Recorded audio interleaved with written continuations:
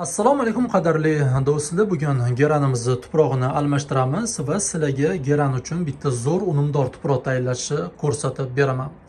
O'zi aslida geran tuproqni ko'p ham tanlamaydi. Geran ozgincha og'irroq tuproqda ham zo'r o'sadi, yengil tuproqda ham zo'r o'sadi. Bugun biz tayyorlaydigan tuprog'imiz ozgincha og'irroq bo'ladi, chunki tarkibiga oddiy hovlini tuprog'ini ham qo'shamiz. Shu o'zimizni огороddagi tuproq. Bugun tayyorlaydigan tuprog'imizni tarkibi torf, oddiy hovlini tuprog'i, biagumus, perlit va vermikulit. Buni sizlar hovlidan olasizlar. Qolganlarini Gulbozor, gul do'konlaridan topish juda ham oson. Deyarli hamma joyda sotiladi. Tayyorlaydigan tuprog'imizni me'yori 4 idishda torf, 2 idishda oddiy hovlini tuprog'i, 2 idishda biagumus, 1 idish perlit va 1 idish vermikulit. Do'stlar, hozir men sizlarga bu tuproqni tayyorlashni ko'rsatib beraman. Kim kanalimizda mehmon bo'layotgan bo'lsa, albatta obuna bo'linglar va albatta bizani Telegram kanalga ham obuna bo'linglar. Geranimiz mana shu tuvayda o'tirgan edi. Tuprog'ini almashtirmaganimizga ancha bo'ldi va tuvayni tagidan ildizlari ko'rinishi boshladi. Endi yangi tuvayga o'tkazamiz.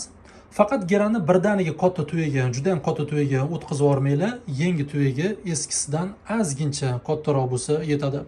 Agar birdaniga juda ham katta tuvayga o'tkazadigan bo'lsanglar, gullashi qiyinroq bo'ladi, gullashi cho'ziladi va sug'orishda ko'p xatoliklar bo'ladi. Sizlar katta tuvayda bilmasdan ko'p suv quyib yuborasizlar va geranda chirish boshlanadi. Bilasizlar, geran suv bilan uncha chiqishmaydi.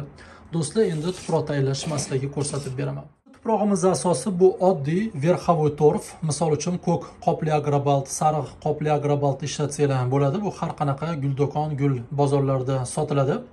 Torfni biz 4 qism solamiz, ya'ni 40% solamiz. Mana 4 ta idishda, xohlagan idishda o'lchab olasizlar. Misol uchun bizga endi kamroq kerak bo'lgani uchun stakanda o'lchovimiz. Sizlar misol uchun kosada ham o'lchasanglar bo'ladi. Mana 40% torf soldik.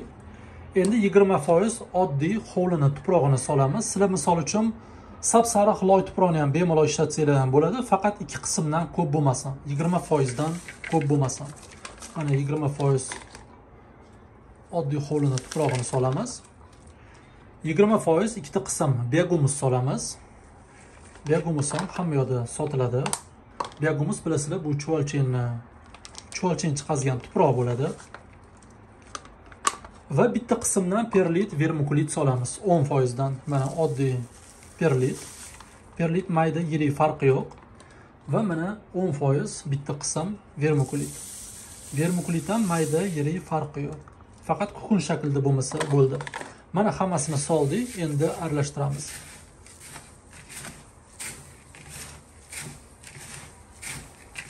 Do'stlar, aytganimdek, tuproq tarkibiga qo'shilgan narsalarni sizlar bemalol Gulbozor, gul do'konlaridan topsanglar ham bo'ladi. Bularni topish qiyin emas. Lekin sizlarda gul bozorlari bo'lmasa, sizlar bu narsalarni topa olmasanglar yoki sizlarga ishonchlisi kerak bo'lsa, men sizlarga har doimdek Pyotr Plexanov mahsulotlarini taklif qilaman. Bu narsalarni sizlar bemalol uzun marketdan xarid qilsanglar ham bo'ladi. Narxlari juda ham zo'r. Misol uchun mana verxavoy neytralniy torf bor, biagumus bor, vermikulit bor, perlit bor. Biz mana tuvayintiga keramzit soldik, keramzit ham bor. Keramzitning 3 xili bor. Tuproq uchun boshqa qo'shimchalar ham bor. Xona gullari uchun universal tuproq ham bor. O'zim 2 yildan beri ishlataman. Juda ham zo'r tuproq va geran uchun o'zining maxsus tuprog'i ham bor. Tayyor tuproq. Uni ham bemalol xarid qilsanglar bo'ladi. Va mendan juda ko'pchilik oziqalarni qayerdan olsang bo'ladi deb so'rashadi. Misol uchun 320, 31138, 134013, xilat temiri, sulfat magniy, monofosfat kaliy. Bularni ham bemalol uzun marketdan Pyotr Plexanovda xarid qilsanglar ham bo'ladi. Yaqinda qo'ydilar.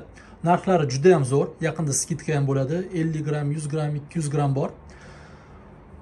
Men sizlarga har doim chin dildan maslahat beraman. Sifati zo'r. O'zim ham tanlashga yordam berganman. Oziqalarni ham, bularni ham xudo xolasa uyaltirmaydi. Do'stlar, o'zi bizani Telegram kanaliga obuna bo'linglar. Shu videoni birinchi izohida bo'ladi va Pyotr Plexanov ham Telegram kanalini qoldiraman. Kirib, narxlar bilan tanishib, odamlarning fikrini o'qib, xarid qilsanglar bo'ladi. Mana ko'rib turibsizlar, tayyorlagan tuprog'imiz juda ham zo'r bo'ldi. Mana o'zi bilinib turibdi. Juda ham yengil, mayin, havoni yaxshi o'tkazadigan, mana chiroyli tuproq bo'ldi. Endi geranimizni ekamiz. Tagiga yetganimdek keramzit soldik va ozgincha tuproq bilan to'ldirdik. Eski tuprog'ini ozgincha olib tashladik yonboshlaridan. Lekin ildizni juda ham shikastlamadik. Mana o'rtasiga qo'yamiz va yangi tuprog'imiz bilan yopamiz. Endi bu jarayonlarni ko'rsatib berish shart emas, ekishni hamma biladi.